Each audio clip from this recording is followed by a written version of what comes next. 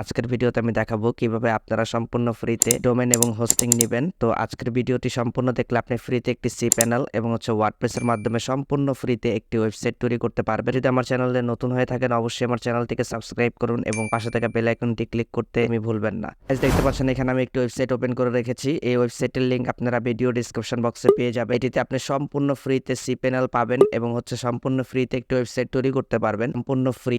প্রথমে এখানে অ্যাকাউন্ট তৈরি করতে হবে। অ্যাকাউন্ট তৈরি করার জন্য সাইন আপের উপর ক্লিক করবেন। তারপর এখানে একটি ফর্ম চলে আসবে। এই ফর্মটি সম্পূর্ণ সুন্দরভাবে ফিল আপ করে নেবেন। সম্পূর্ণ ইজি প্রসেস। আপনি একটি সাবডোমেন নেম, আপনার ওয়েবসাইটের কি নাম হবে সেই নামটি দিবেন এবং এখানে পাসওয়ার্ড দিবেন এবং নিচে ইমেল অ্যাড্রেস এবং সাইটের কি ক্যাটাগরি হবে সেটি দিবেন এবং সাইটের ল্যাঙ্গুয়েজ এবং সিকিউরিটি কোডটি আপনি বসিয়ে দিবেন।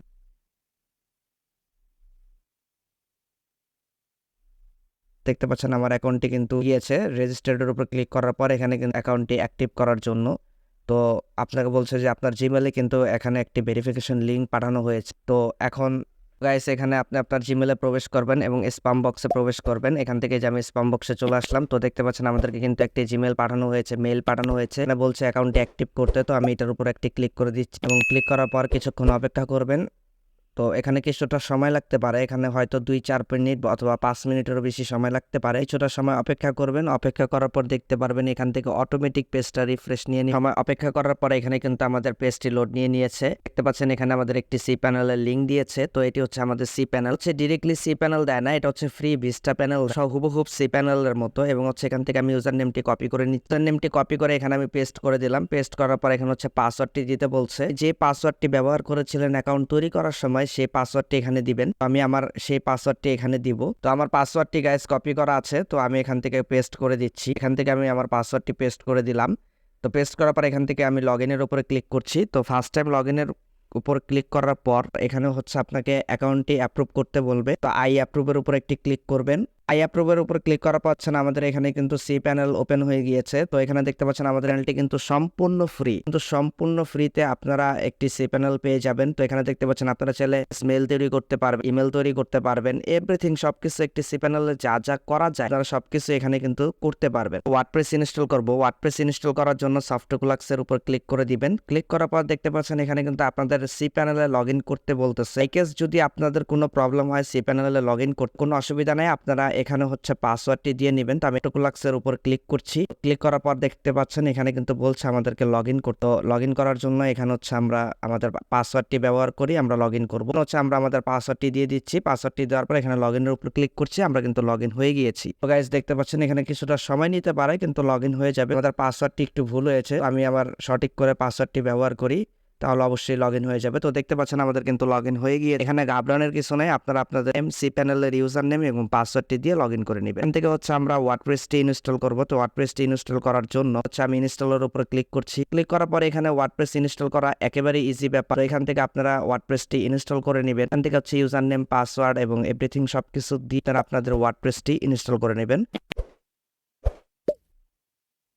ইনস্টলের উপর ক্লিক করলাম। তো আমার ইনস্টল হচ্ছে। তো এখানে কিছুটা সময় লাগতে পারে, হয়তো 1-2 মিনিটের বেশি লাগবে না। তো এখানে দেখতে পাচ্ছেন আমাদের কিন্তু সাথে সাথে ইনস্টল হয়ে গিয়েছে। এখান থেকে আপনি আপনার ওয়েবসাইটে প্রবেশ করে ওয়েবসাইটের ব্যাকএন্ডেও প্রবেশ করতে পারবেন এবং ফ্রন্ট এন্ডেও প্রবেশ করতে পারবেন। আমি আমার ওয়েবসাইটের ব্যাকএন্ডে ফার্স্টে প্রবেশ করে আপনাদেরকে দেখাই। এখানে আমাকে আমার সাইটটি একটু লোড নিচ্ছে।